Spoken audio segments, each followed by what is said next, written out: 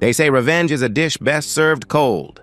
But sometimes the sweetest revenge isn't something you plan at all.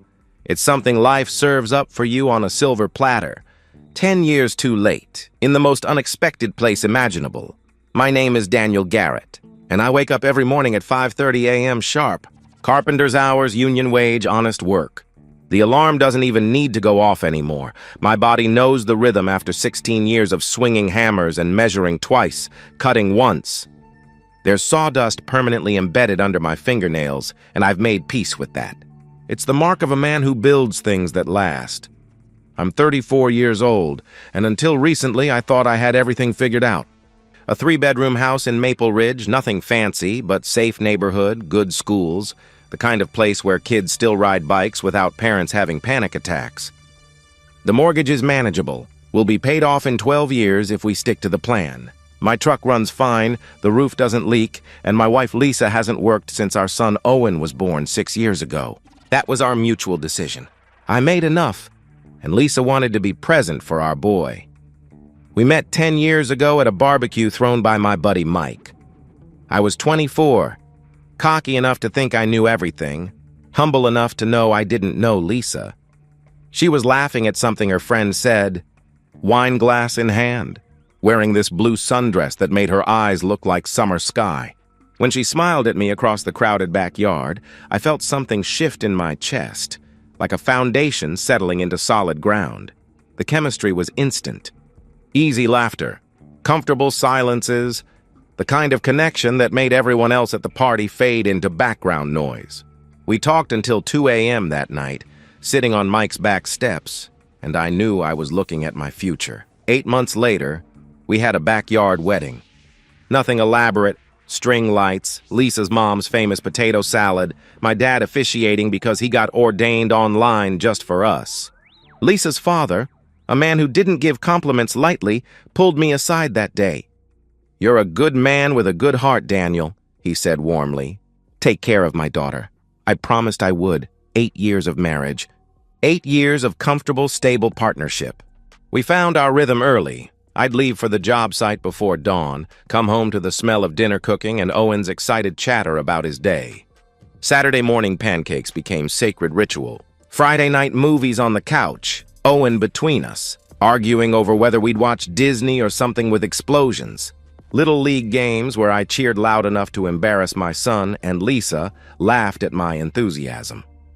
Owen is the center of our universe.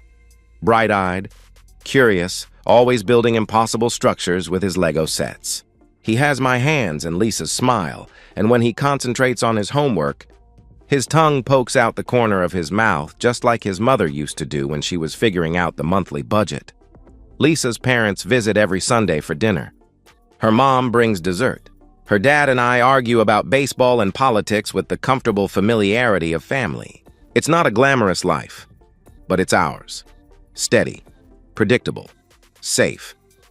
I used to think I was lucky, but about a year ago, things started to shift. Subtle at first. So subtle I convinced myself I was imagining it. Lisa started having Friday girls' nights, wine with friends, Jenna, Carla, Brooke. Women she'd known since college, reconnecting after years of motherhood and domestic routine. I didn't mind. Hell, I encouraged it. Lisa deserved time with friends. Adult conversation that didn't revolve around cartoon characters and grocery lists, but she started coming home different. Quieter, restless, like she'd been somewhere that made our life feel smaller by comparison. She'd sit at the kitchen table scrolling through her phone with an intensity that made my stomach tighten. Present in body but absent in spirit. Last Friday night, she showed me a photo on Instagram, Carla's new Louis Vuitton bag. Pristine leather and gleaming hardware. $3,000, she said, her voice carrying a weight I didn't understand yet. I was helping Owen build a Lego castle, focused on finding the right piece. "That's nice," I replied absently. Lisa's jaw tightened almost imperceptibly. I missed it then, too busy with plastic bricks and my son's delighted laughter. Looking back, that was the moment I should have asked the right questions. But I didn't, and that silence cost me everything. The comparisons became constant. Every Friday night outing spawned Monday morning commentary that felt like tiny cuts, each one deeper than the last.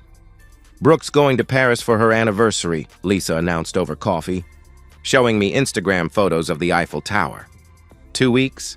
First class. I looked up from helping Owen with his spelling homework. That's nice for them, I replied.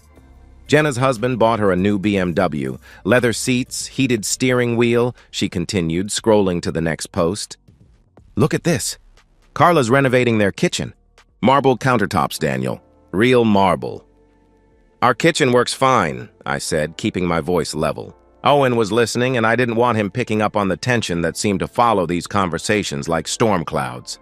Need isn't the same as want, she replied, her voice cold in a way that made my chest tighten. I tried reasoning with her. We were doing fine, better than fine.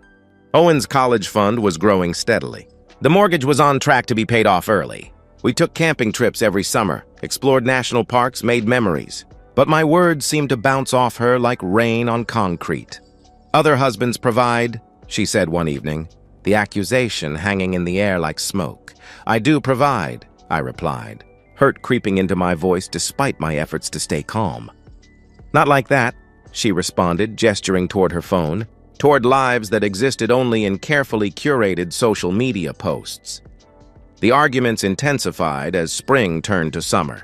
Lisa showed me influencer accounts, women lounging on Santorini beaches, designer wardrobes spread across marble floors, luxury hotel rooms with infinity pools overlooking pristine coastlines. Why can't we live like this? She demanded, thrusting the screen toward me. Because we can't afford it, I answered, patience wearing thin. We have responsibilities. A son, a mortgage. Real life. The phrase real life seemed to trigger something in her. Her eyes flashed with anger I'd never seen before, like I'd insulted everything she'd ever dreamed of. You have no ambition, she shot back. No vision. You're content being mediocre forever. The words hit like physical blows. I'd built us a good life, stable, honest, grounded. But in Lisa's eyes, I saw nothing but disappointment, like I was a rough draft she'd outgrown. Things came to a head on a Sunday evening in late July. Owen was having his first sleepover at his grandparents', a milestone we'd been building up to for weeks. I was watching the game, enjoying the rare quiet, when Lisa sat down across from me. Her hands were folded, her face eerily calm. We need to talk, she said. Those 4 words dropped into my stomach like stones into still water. I muted the television, turned to face my wife of 8 years, and felt the ground beneath me start to shift. I've fallen out of love with you, she stated. The words came out rehearsed, practiced, like she'd stood in front of the bathroom mirror perfecting the delivery. Clinical, detached, final. I've met someone, she continued. Richard, through Jenna. He's different, successful. He makes me feel alive again. My hands were shaking. I gripped the armrests of my chair to steady myself. Have you cheated on me? I asked. No, she said quickly. I'm telling you now to be honest. I want a divorce. The interrogation that followed was brutal. Yes, Richard was wealthy, she confirmed. No, that wasn't the only reason, she claimed, but her eyes said otherwise. Investment banker. Downtown penthouse. The kind of man who didn't have sawdust under his fingernails. Then came the gut punch that nearly doubled me over. I think Owen should stay with you, she announced. You're better suited to raise him right now. I need time to figure out my life. The words hung in the air like a toxic cloud. You're abandoning your son for a rich guy, I said. I'm not abandoning, she started. You are, I interrupted. Something cold and hard crystallized in my chest. The carpenter in me, the man who'd spent years solving problems with his hands and his head, saw this situation with sudden brutal clarity. Fine, I said, my voice steady for the first time since she'd started talking. You get nothing. I get full custody. We sign papers, you walk away clean, deal? She nodded quickly, too quickly. Relief flickered across her face like she'd been expecting a fight. Deal, she agreed. Get your lawyer, I said. Let's get this done. After she left the room, I sat in stunned silence, processing the fact that my wife had just traded our family for luxury and didn't even fight for her own son. I should have felt devastated, broken. Instead, I felt something colder, a clarity I didn't expect. She'd shown me exactly who she was. Now I just had to protect my son from the fallout. The divorce proceeded with shocking efficiency. Lisa didn't contest a single thing. No alimony demands, no child support negotiations, no property disputes. She signed every document her lawyer placed in front of her like she was desperate to escape a burning building. 3 months after that Sunday night conversation, it was done. 8 years of marriage dissolved with the scratch of a pen. The day she moved out, Owen was at school. I made sure of that. Lisa packed her belongings, 2 suitcases and some boxes, while I was at work. She left a note for Owen on his pillow. I never read it, just sealed it in an envelope and put it in my safe. Years later, when Owen was old enough to make his own decisions, I handed it to him. He held it for a long moment, then put it back without opening it. "Where's Mommy?" Owen asked that first evening, his 6-year-old eyes scanning the house like she might be hiding somewhere. I knelt down, pulled my son close, felt his small body fit perfectly against my chest. "Mommy had to go away for a while, buddy," I told him gently. "But I'm here. I'll always be here," Owen cried that night. Deep, heartbroken sobs that nearly shattered me. I held him until he fell asleep, then sat in his doorway watching him breathe, feeling my heart break and harden simultaneously. The first year was brutal. Learning to be both parents while maintaining full-time work pushed me to my limits. I hired Mrs. Adams, our elderly neighbor, for after-school care. She became Owen's surrogate grandmother, teaching him to fold origami cranes and speaking to him in gentle Mandarin phrases he'd repeat without understanding. I burned dinner regularly those first months. Pancakes became a Wednesday tradition because they were one of the few things I couldn't screw up. Owen learned to braid his own hair by watching YouTube videos. His attempts were crooked and loose, but his determination broke my heart in the best way. Eventually, he asked for a haircut like mine, and I was secretly relieved. Every parent-teacher conference, every little league game, every school concert, I was there. Front row when possible, cheering loud enough to embarrass Owen and not caring. Lisa's parents remained devoted grandparents, heartbroken by their daughter's choices but committed to Owen. We never spoke ill of Lisa in front of him, but their disappointment was written in every careful silence. By year 2, Owen stopped asking when Mommy was coming back. Lisa sent one text during that time. "How's Owen?" I stared at those 2 words for an hour, then blocked her number. There were no further attempts at contact. Years 3 and 4 blurred together in a rhythm of routine and small victories. Owen made friends, learned to ride a bike, discovered he had my hands for building things. We spent Saturday mornings at Home Depot, Owen picking out lumber for the tree house we built in the backyard, a masterpiece of 8-year-old engineering and father-son compromise. By year 5, the pain had faded to a dull ache, like an old injury that only hurt when it rained.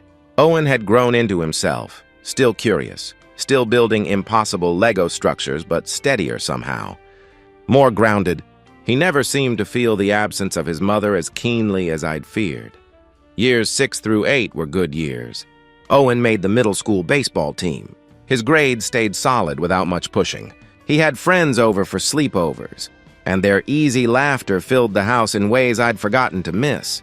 We developed our own traditions, camping trips to state parks, road trips to Civil War battlefields, weekend projects that usually involved more trips to Home Depot than either of us anticipated.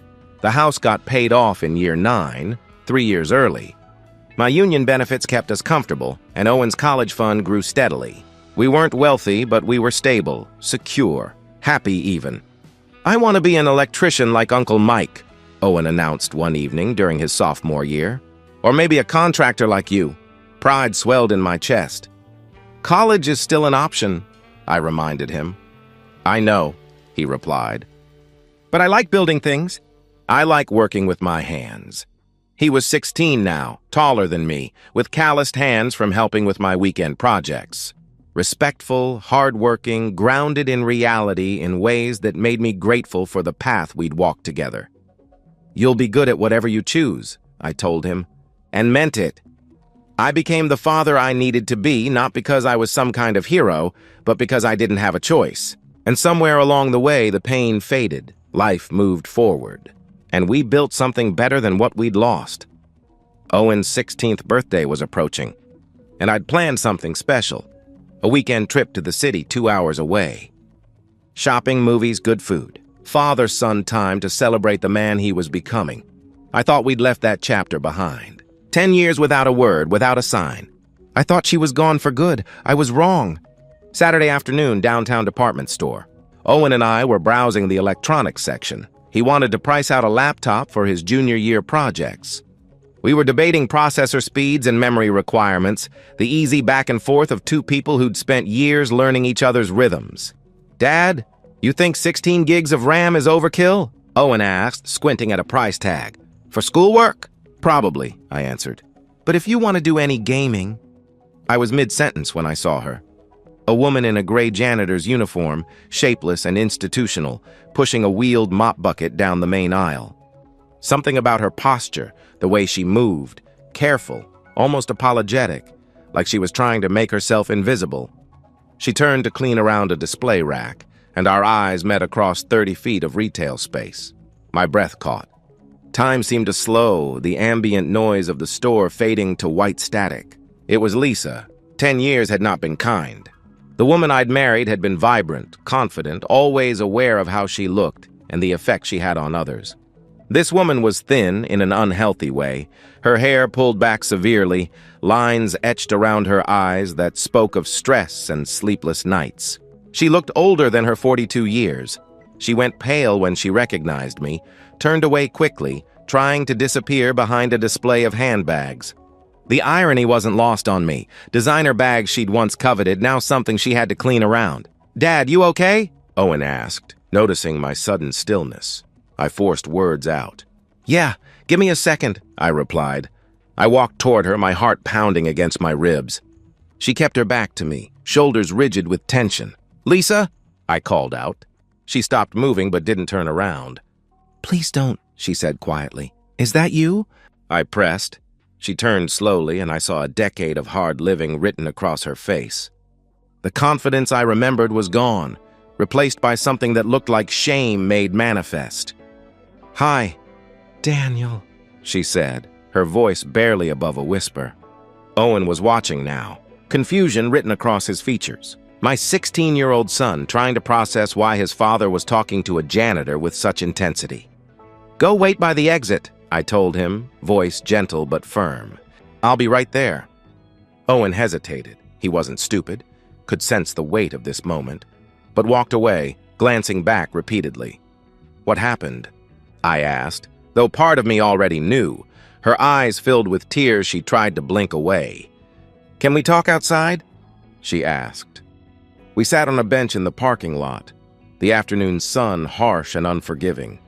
Lisa wouldn't look at me as she talked, her voice hollow, like she'd rehearsed this story for herself countless times, but never expected to tell it aloud. Richard had never married her, she explained. Always had an excuse. His divorce wasn't final, the timing wasn't right. His business needed his full attention. The luxury lifestyle lasted about a year before his drinking became a problem. When Richard drank, he became cruel. Verbal abuse at first, telling her she was lucky to have him, that no one else would want a woman who'd abandoned her child. Then it escalated. "Why didn't you leave?" I asked, though I suspected the answer. "Where was I going to go?" she whispered. I'd burned every bridge. Couldn't face my parents after what I'd done. Couldn't call my friends. They all belonged to his world. "And you..." She finally looked at me. "You'd moved on." Owen had moved on. I'd made my choice. She stayed with Richard for 7 years, she continued. 7 years of walking on eggshells, of making herself smaller and smaller to avoid triggering his rages. Then 2 years ago, he brought home a woman barely older than Owen. "Pack your shit and get out," she quoted. That's what he told me. Casual as discussing the weather. "I'm done with you." She'd been in the city ever since, working whatever job she could find. Night shift at a call center, weekend cleaning at office buildings, this department store gig. One-room apartment above a laundromat barely making rent, invisible to a world that had once catered to her whims. "I destroyed my life," she said, the words coming out broken. "I threw away everything real for the promise of something better. And I got nothing," I nodded slowly. The carpenter in me appreciated the simple architecture of cause and effect. You did, I confirmed. The words were neither cruel nor sympathetic. Just truth, delivered without emotion. Can I talk to Owen? Just for a minute? She asked. He's 16. That's his choice, I replied. Lisa stood on unsteady legs, walked to where Owen leaned against a pillar, scrolling through his phone with the practiced indifference of a teenager. I watched from a distance close enough to intervene if needed. "Owen?" she called out. He looked up, no recognition in his face. Why would there be? The last clear memory he had of his mother was from when he was 6. I'm your mom," she said. Owen's expression went hard, colder than I'd ever seen it. Something shifted in his posture. He seemed to grow taller, more solid. "I don't have a mom," he replied flatly. "Please, just listen." She started. "Dad, can we go?" Owen's voice carried across the parking lot, final and dismissive. I walked over, put a hand on my son's shoulder. "Yeah, buddy. Let's go," I answered. Lisa reached out as if to touch Owen's arm, then stopped herself. "Owen, please!" She tried again. Owen turned his back on her, completely, deliberately. The gesture was devastating in its simplicity. I looked at Lisa one last time. Part of me wanted to say something profound, something that acknowledged the tragedy of this moment. But there was nothing to say. She'd made her choices. We all had to live with the consequences. "Take care of yourself, Lisa," I said. Owen and I walked away. I didn't look back, but I heard it. The sound of Lisa breaking down, quiet sobs echoing across empty asphalt. I thought seeing her broken would feel like victory. It didn't. It just felt empty. Like watching a stranger who happened to share our history. We finished the weekend trip, movies, dinner at Owen's favorite steakhouse, shopping for the laptop he'd eventually choose. Neither of us mentioned Lisa much. The encounter hung in the air between us like smoke, present but unaddressed. We'd become experts at carrying heavy things quietly. Sunday night back at our hotel, Owen finally broke the silence. "Are you okay?" he asked. I considered the question honestly, surprised by my own answer. "Yeah, I am." "Are you?" I replied. "She made her choice," Owen said, his voice steady and mature beyond his 16 years. "You were always there. That's all that matters." Pride swelled in my chest, threatening to overflow. "Thanks, son," I said. We talked a little more. Owen admitted he'd always wondered what happened to her, had built scenarios in his head over the years. The reality was somehow both worse and less significant than he'd imagined. "Do you feel bad for her?" he asked. "I feel bad that anyone has to live like that," I answered carefully. "No one deserves to be abused." But she put herself in that situation. She chose luxury over family, and that choice had consequences. "Do you think she regrets it?" he pressed. "I know she does," I replied. But regret doesn't undo the past. The drive home Monday was peaceful. We stopped at Murphy's Diner, a place we'd been going to for years, where they knew our order and asked about Owen's baseball season. Normal, comfortable, ours. That evening, I sat on our front porch with a beer, thinking about Lisa, about revenge, about justice. I'd imagined this moment before, running into her, seeing her fallen from grace. In my fantasies, I'd felt vindicated, triumphant. The reality was different. I felt nothing, maybe a little sad for the waste of it all. Lisa had chased luxury and lost everything. But I hadn't engineered that downfall. Life had. Her choices had. And that was the truest revenge of all, not something I'd inflicted, but something she'd brought upon herself. I thought about Owen, the boy who'd grown up without a mother but never doubted his father's love. The teenager who was kind, hard-working, grounded in reality. Everything Lisa had abandoned him for had turned to ashes. Everything I'd held on to had become gold. I looked at our house, modest, paid off, filled with 10 years of memories. No marble countertops, no infinity pool, no designer anything, but it was home. Owen walked out, sat beside me on the steps. "What you thinking about?" he asked. "Nothing important," I replied. "You ready for baseball tryouts next week?" "Born ready." Owen grinned, the same smile that had charmed me when he was 6 and still charmed me now. We sat in comfortable silence, father and son, watching the sun set over our quiet neighborhood. Kids rode bikes on the sidewalk. Mrs. Adams waved from her garden. Normal life, lived by normal people who valued what they had. I realized something sitting there. I didn't need to see Lisa suffer to feel vindicated. I'd already won. I'd won the moment I chose to stay, to show up, to be present.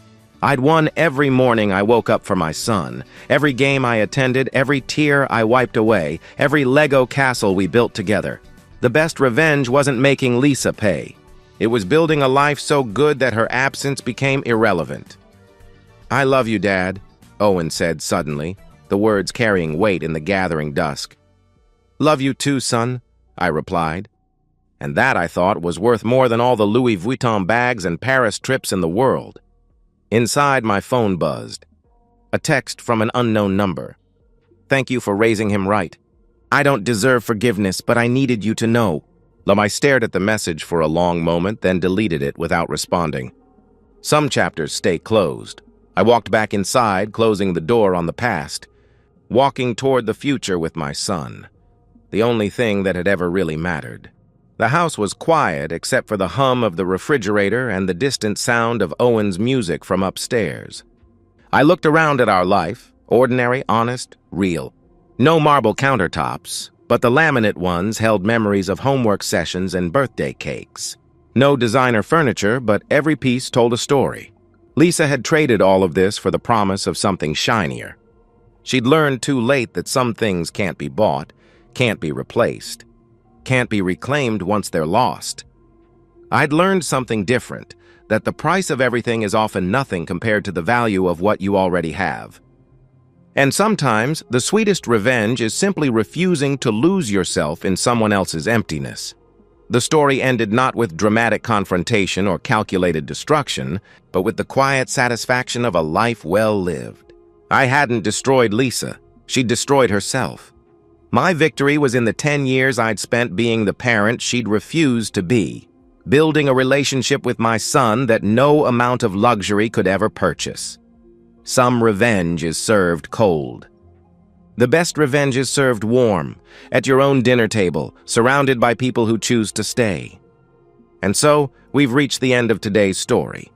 Was it what you expected, or did it take a twist you didn't see coming? I'm curious to hear your thoughts. Share them in the comments below, and let's get a conversation going. If this story kept you hooked, make sure to hit that like button. And if you're new here or just haven't subscribed yet, now's the perfect time to join our community. I bring you fresh, captivating stories every day, so click that subscribe button and turn on notifications so you never miss out.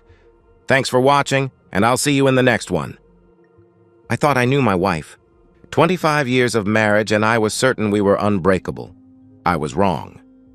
The realization hits me now as I sit in this empty house, surrounded by the ghosts of what I believed was a perfect life. But let me start from the beginning. When ignorance was still bliss, and trust wasn't a weapon used against me. I met Diane at a company picnic in 1998. I was 28. She was 26.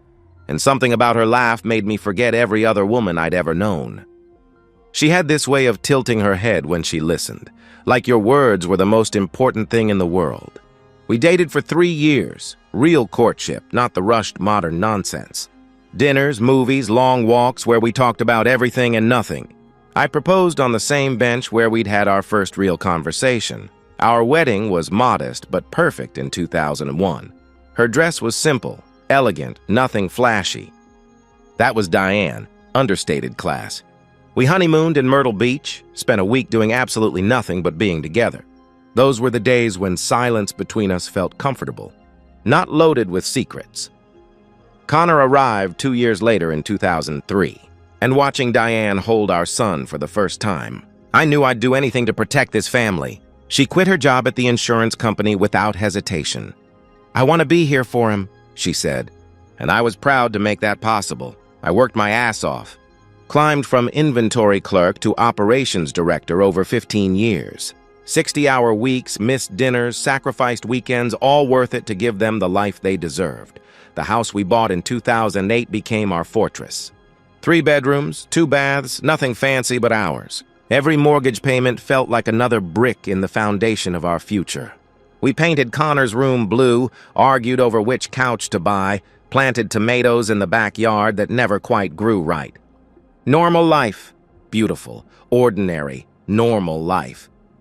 Connor grew up to be everything we'd hoped: smart, funny, talented. He inherited Diane's artistic eye and my work ethic. Now 21 and a successful graphic designer, he still comes by most Saturdays for dinner and football. Diane always said he was proof we'd done something right. Saturday nights used to be our ritual. Connor would join us, I'd crack open a beer, and we'd settle in to watch whatever game was on. Diane would curl up beside me, sometimes falling asleep against my shoulder during halftime. Those moments felt eternal, like we'd figured out the secret to happiness that so many couples missed. But lately, something's shifted. Looking back, I can pinpoint when it started, about 4 months ago. Diane began getting dressed up for simple errands. New perfume, stronger than what she used to wear, hairstyled for quick trips to the grocery store. She'd disappear for hours on these shopping expeditions, coming home with barely any bags. Her phone became an extension of her hand, constantly checking it, responding to messages with little smiles I didn't recognize. When I'd ask who was texting, she'd wave me off. "Just the girls from book club," she would say dismissively. But when I suggested we invite her book club friends over for dinner, she made excuses. "They're very private people, Richard. Not really the dinner party type," she replied with an edge to her voice. New friends I'd never met. Names dropped in conversation, but never any details. "Oh, you know how Sarah is," she'd say, except I'd never heard of Sarah before. When I'd press for specifics, Diane would get that look, like I was being controlling. Suspicious for no reason, the dismissiveness hurt most. Simple questions about her day met with sighs and eye rolls. "Nothing interesting happened, Richard. Just errands," she would respond when I asked about her day. But she'd be energized in a way that contradicted her words. Humming songs I didn't recognize, checking her reflection in every mirror she passed. I told myself it was healthy. Maybe she was rediscovering herself now that Connor was independent. Maybe the book club was helping her make new connections. Maybe I was being the paranoid husband every woman complains about. So I bit my tongue, ignored the warning bells, and chose to trust the woman I'd loved for a quarter of a century. Tonight feels different, though. Connor's here for the weekend, a rare treat since he moved across town. We're settled in our usual spots. Monday night football queued up, everything normal except for the tension I can't quite name. Diane appears in the living room doorway, and I do a double take. She's dressed like she's going to dinner at a nice restaurant, not shopping at the mall. Black dress I've never seen before, the kind that costs more than our weekly grocery budget. Her makeup is perfect, jewelry carefully chosen. The perfume hits me from across the room, not the light floral scent I've known for years, but something heavier, more seductive. "Shopping with the girls," she announces, leaning down to kiss my cheek.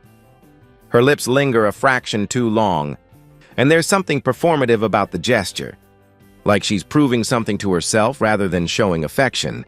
"Have fun, honey," I respond, barely glancing up from the screen, but Connor's reaction catches my attention. His smile is wrong, tight, forced, like he's trying not to reveal something. Our eyes meet for just a second, and I see something there that makes my stomach clench. Knowledge, discomfort, the look of someone carrying a burden they don't want. After Diane leaves, the atmosphere in the room shifts like a storm front moving in. Connor fidgets with his beer, eyes darting everywhere except to me. The game plays on, but neither of us is really watching. Minutes tick by in loaded silence. Finally, Connor sets down his beer and turns to face me. His face is pale, jaw tight. And I know with absolute certainty that whatever he's about to say will change everything. "Dad," he says, his voice barely above a whisper. "Can I talk to you about something?" "About Mom." The words hang in the air between us like a death sentence, and I realize that deep down, I've been waiting for this moment longer than I want to admit. "What about Mom?" I ask, forcing my voice to stay steady. Connor runs his hands through his hair, a nervous habit he's had since he was 10, and I can see him struggling with where to start. The silence stretches between us, filled only by the distant sound of the football commentators and my own heartbeat thundering in my ears. "Last Tuesday," Connor finally begins, "I was at Riverside Mall getting supplies for a client project. You know how Mom shops there all the time?" I nod. "Tuesday. The day Diane said she was having lunch with her book club. I saw her car in the parking lot. That red sedan with her vanity plate. Couldn't miss it," he continues. My chest tightens, but I don't interrupt. At first, I didn't think anything of it. "Mom shops there constantly, right? But then..." Connor's voice cracks, and he looks like he's going to be sick. "Then I saw her with someone, a guy. Young guy, maybe mid-20s. They weren't just talking, Dad." The room starts to spin slightly, but I grip the arm of the couch and keep my expression neutral. "What do you mean?" I ask quietly. Connor reaches into his pocket and pulls out his phone with trembling hands. I thought maybe I was seeing things. Maybe it was innocent, and I was just being paranoid. He swallows hard. "I recorded it. I had to know for sure." He hands me the phone, and for a moment, I just stare at the black screen, knowing that once I press play, there's no going back. 25 years of marriage, of trust, of building a life together. It might all be about to crumble with the touch of a button. I press play. The video is shaky at first. Connor clearly trying to get a better angle while staying hidden. But then the image stabilizes and I see her. My wife, pressed against a silver Honda Civic in the mall parking lot, her hands tangled in a young man's dark hair, kissing him with a passion I haven't seen from her in years. This isn't a goodbye peck or a friendly hug that could be misinterpreted. This is intimate, familiar, practiced. The way she melts into him, the way he holds her face like he's done it 1,000 times before, this is the kiss of lovers, not strangers. I watch my wife of 25 years laugh between kisses, watch her check her surroundings with the calculated awareness of someone who knows exactly what they're doing wrong. The timestamp in the corner reads last Tuesday, 2:47 p.m., the exact time she told me she was having grilled salmon with Margaret from book club. The video ends with Diane breaking away from the kiss, smoothing her hair, and walking back to her car like nothing happened. The young man watches her go with an arrogant smile that makes my blood boil. I replay the video. Then again. Each viewing drives the knife deeper, but I need to memorize every detail. His face, clean-shaven, arrogant, probably thinks he's invincible. The license plate on the Honda, partially visible in one frame. The way Diane moves, confident and careful, like this is routine. "The book club," I say quietly, more to myself than to Connor.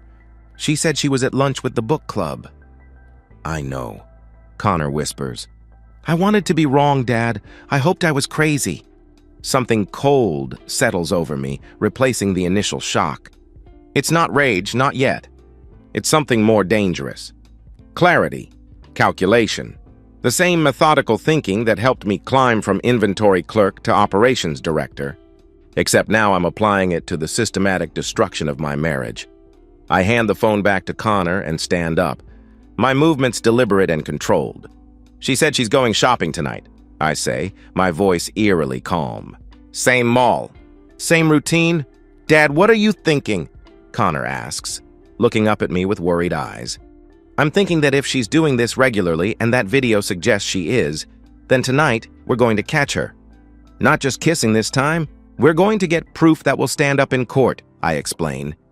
"Maybe we should just confront her here at home." Connor starts.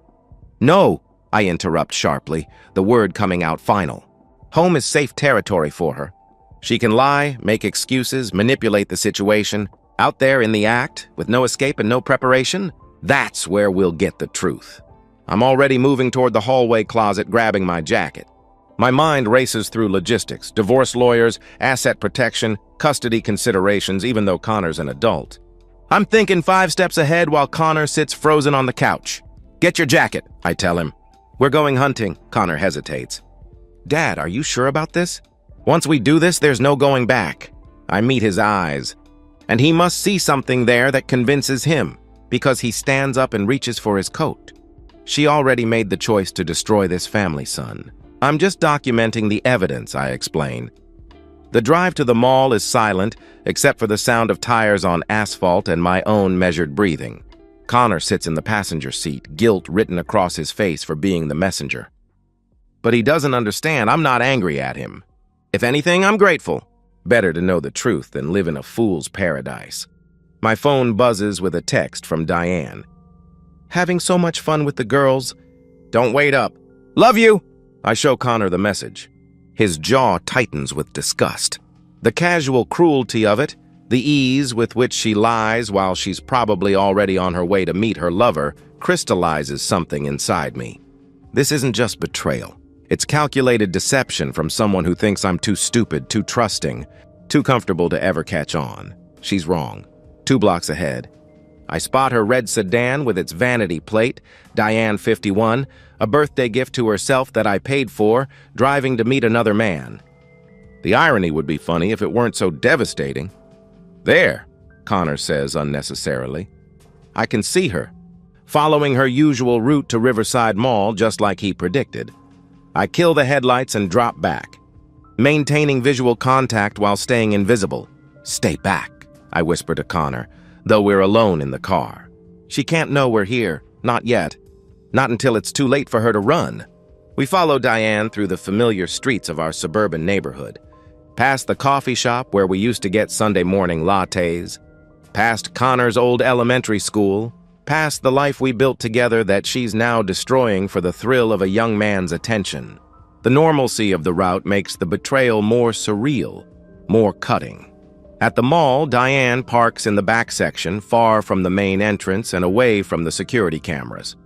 That detail alone confirms this isn't innocent. She's chosen the darkest, most secluded area of the lot. I park several rows away, positioning us with a clear view of her vehicle while remaining hidden behind a large SUV.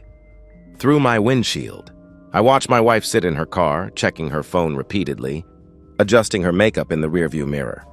She's nervous, excited, anticipating something that has nothing to do with shopping and everything to do with betrayal. The way she keeps glancing around, scanning for potential witnesses, proves this is practiced deception. She's waiting for him, I say quietly, more to myself than to Connor. 5 minutes tick by. Then, exactly as Connor predicted, a silver Honda Civic pulls into the space beside her. My chest tightens as I get my first real look at the man who's been sleeping with my wife. Tyler Reed, I'll learn his name later from the license plate. Connor captures, steps out of his car with the swagger of someone who thinks he's untouchable. Mid-20s, athletic build, expensive sneakers that probably cost more than most people's car payments. He's wearing a leather jacket that screams bad boy and carries himself like a man who's used to taking whatever he wants. He doesn't look around nervously like Diane. He's confident, casual, completely comfortable with this arrangement. That arrogance tells me everything I need to know about their dynamic. He's not some lovesick kid who fell for a married woman. He's a predator who enjoys the conquest. Diane exits her car quickly and slips into Tyler's passenger seat. For just a moment, the interior light illuminates them both before the door closes. I can see them talking, laughing, their body language intimate and familiar. This isn't a first meeting or even a recent development. This is routine. Within minutes, the Honda's windows begin to fog. I check my watch, 7:43 p.m. The car starts to rock slightly, subtle at first, then more rhythmically. My hands clench into fists on the steering wheel as the reality hits me fully. This isn't just emotional betrayal.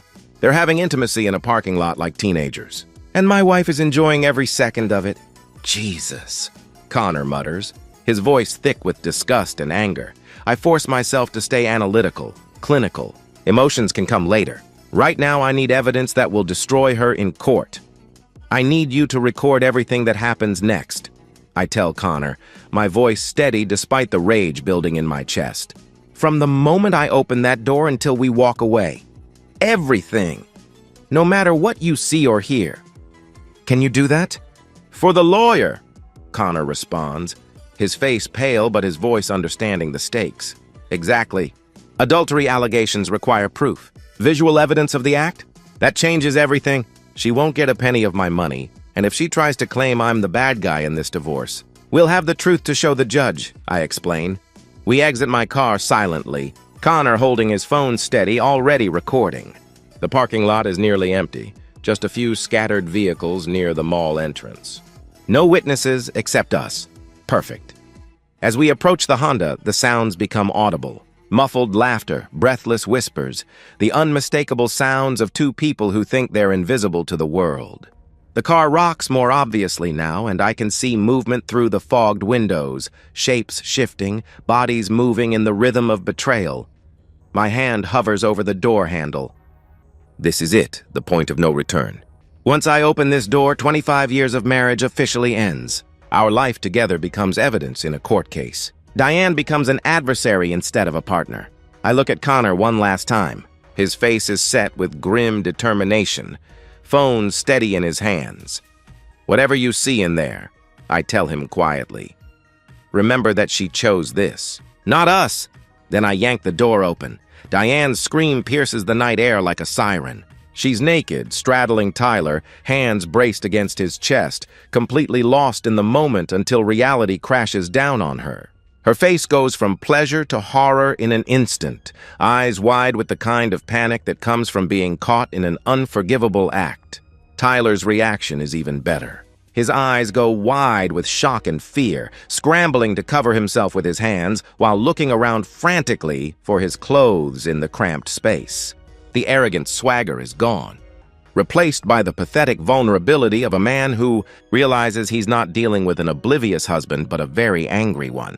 Who's been planning this moment. Connor's camera captures everything in high definition. The scattered clothing draped over the seats and hanging from the rearview mirror. Tyler's expensive sneakers tossed carelessly on the floor. Most damning of all, the wedding photo that Diane keeps in her purse, the one from our honeymoon, lying face down on the dashboard like discarded trash. What the hell? Tyler shouts, trying to push Diane off him while simultaneously reaching for his clothes. But there's nowhere to hide in the confined space, nowhere to run, no way to deny what we've caught them doing. I reach into the car and grab Tyler's arm, my grip iron strong from years of manual labor. His skin is slick with sweat, and I can smell my wife's perfume on him, the same expensive scent she's been wearing for months, the one she claimed was a gift from her book club friends. With one swift motion, I yank him from the car.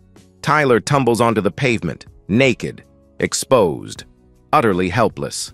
He scrambles backward on the cold concrete, finally understanding that his night of pleasure is about to become something much more dangerous. "Please, man, I can explain." Tyler starts, but his voice cracks with fear. I take a step toward him, my shadow falling across his pathetic form, and see something I haven't felt in years. Pure, focused rage. This boy, because that's what he is, despite his age. This child thought he could take what belonged to me and walk away unscathed. He thought wrong. My fist clenches, and Tyler sees it coming.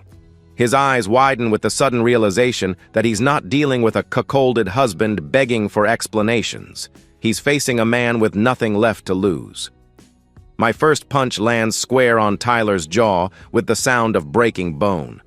25 years of suppressed rage, of believing the best in people, of trusting when I should have been suspicious.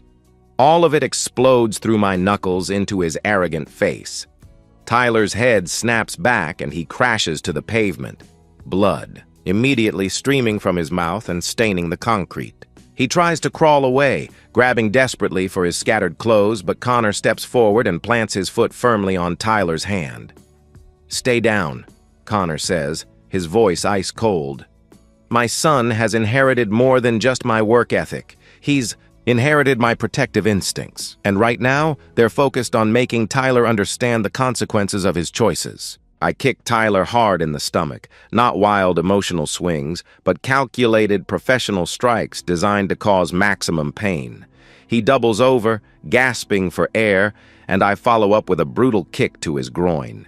His scream is high-pitched and agonized, the sound of a predator realizing he's become prey. "Richard, stop, please!" Diane's voice comes from behind me, sobbing and desperate. She's frantically trying to pull on her clothes with shaking hands, her blouse inside out, her carefully styled hair now a mess. She looks nothing like the composed woman who kissed my cheek 2 hours ago. She looks exactly like what she is, a cheating wife caught in the act. But I don't stop. I kick Tyler again, ribs this time, then his back when he tries to protect his stomach. Each impact is for a year of marriage that meant nothing to her. For every lie she told, for every time she came home from these meetings and kissed me hello like a loving wife. Tyler curls into a fetal position, whimpering and bleeding, no longer the confident young man who thought he could steal another man's wife without consequences. He's just a broken, pathetic figure on cold pavement, learning that actions have prices he never considered. I step back, breathing hard, my knuckles split and bleeding.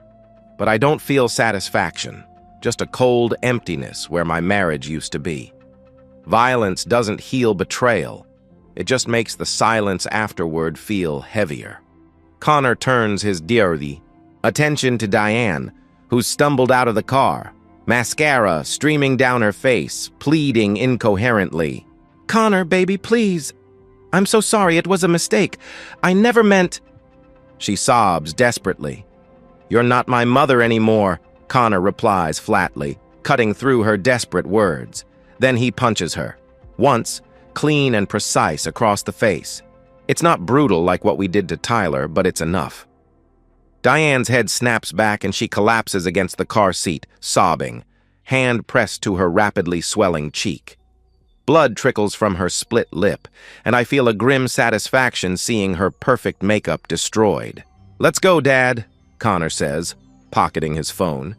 "We got everything we need." We walk away without looking back, leaving Tyler groaning on the pavement and Diane crying in the car, both of them completely destroyed.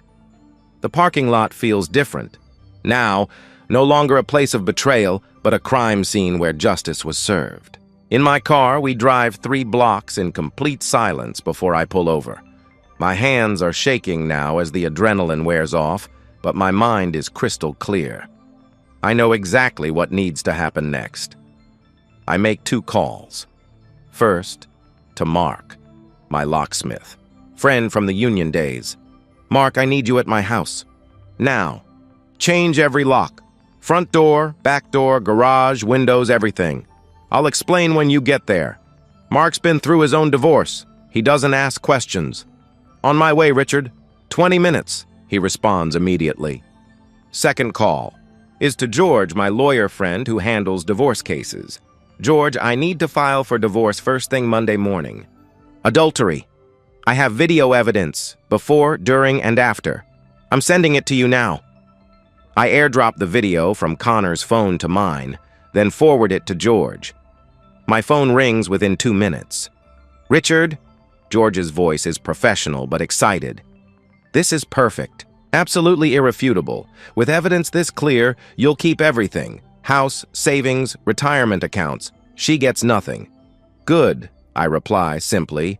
"File the papers Monday morning. Consider it done."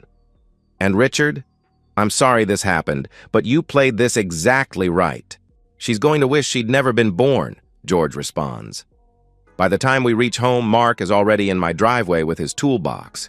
I explain in clipped sentences. Wife cheating, caught her tonight, need her locked out permanently. Mark's face hardens with understanding. He's been where I am. He works fast and efficiently, changing every lock in the house. Front door, back door, garage entrance, even the side gate to the backyard. When he's finished, he hands me a complete set of new keys. "You're bulletproof now," Mark says.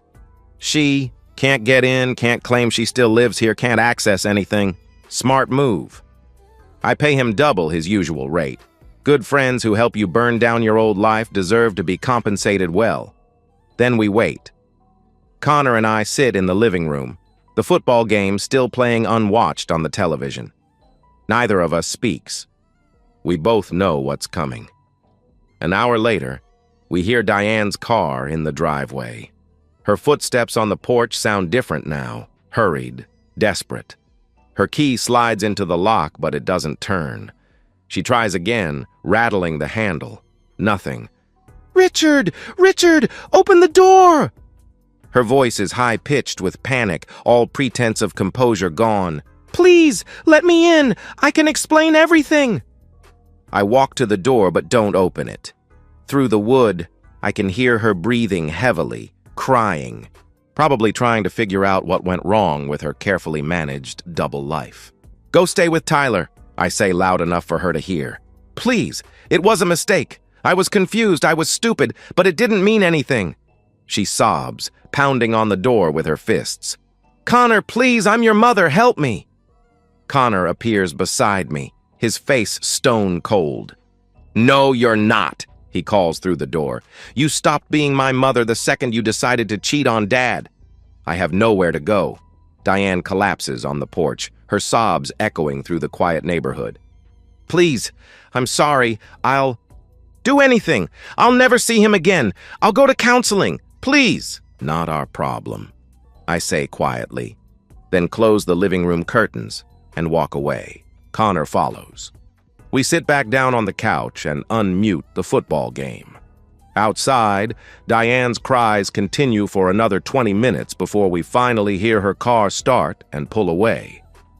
The house feels different now, cleaner, like a poison has been extracted from something I thought was healthy, but was actually rotting from the inside.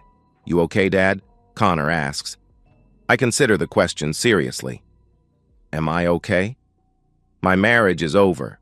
25 years of my life just ended in a parking lot beating and a locked door. But as I sit here in my house now, with my son who chose to stand by me, I realize something surprising. I don't feel victorious. I don't feel sad. I just feel free. "Yeah," I tell Connor.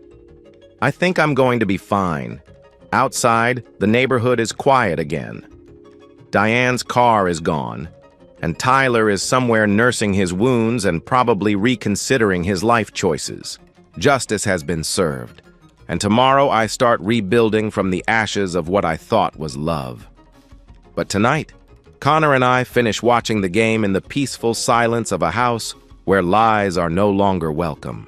60 days later, I sit in the same chair where I used to watch football with my wife, but everything has changed.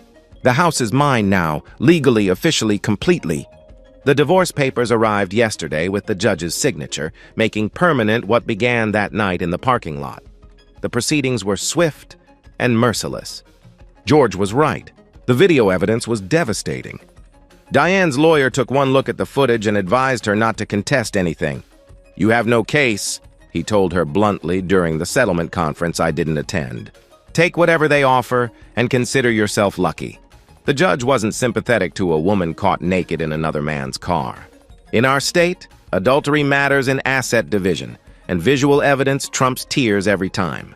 I kept the house, fully paid off, now appraised at $485,000.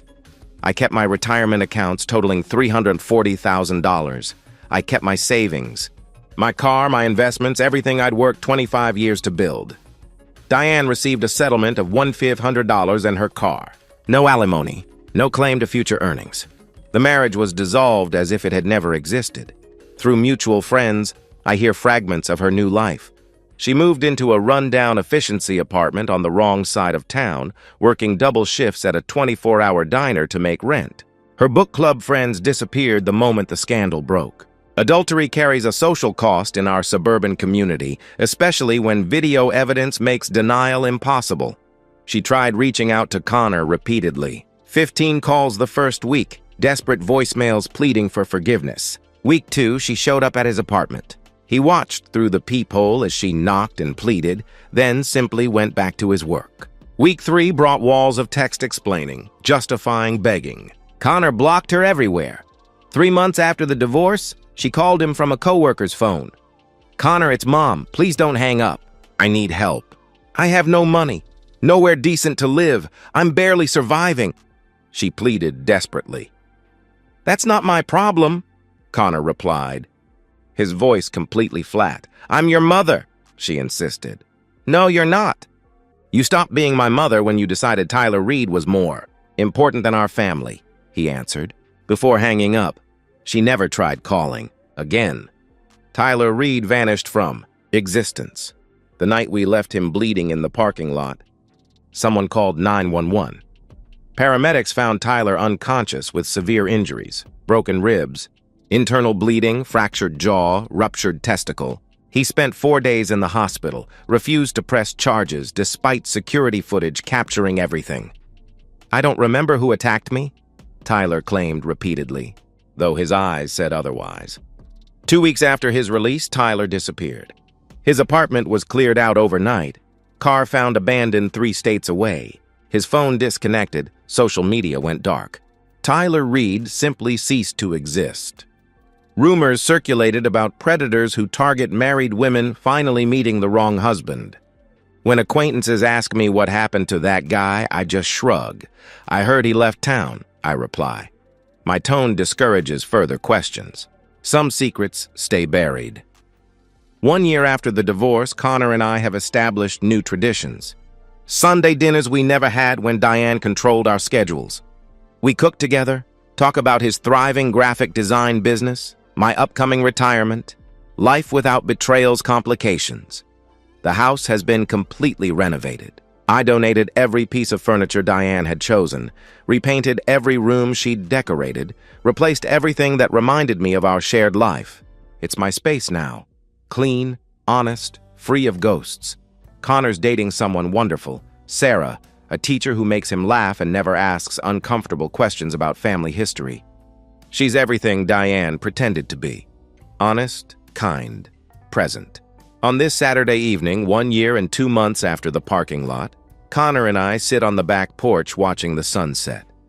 2 beers between us, comfortable silence stretching out like a gift. "You doing okay, Dad?" Connor asks. I consider the question seriously. The anger has faded to acceptance. The betrayal transformed into gratitude.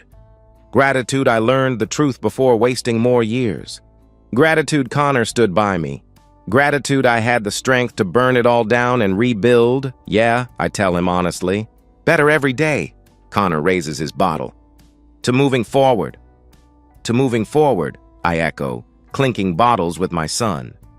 Diane chose her path. Tyler chose his. And I chose to destroy betrayal rather than accept it. In the ashes of my marriage, I built something stronger, a life without lies, a home built on truth, a future earned through courage. I didn't just survive betrayal. I annihilated it. Connor finishes his beer and stands to leave. Same time next week? Same time, I confirm. After his taillights disappear, I remain on the porch, watching stars emerge. Somewhere out there, Diane works another night shift, sleeping alone in a place that will never feel like home. Somewhere, or nowhere, Tyler Reed's story ended exactly as it should have, and here I am, home, whole, victorious. For the first time in 25 years, I know with absolute certainty that the person I'm sharing my life with, myself, will never let me down.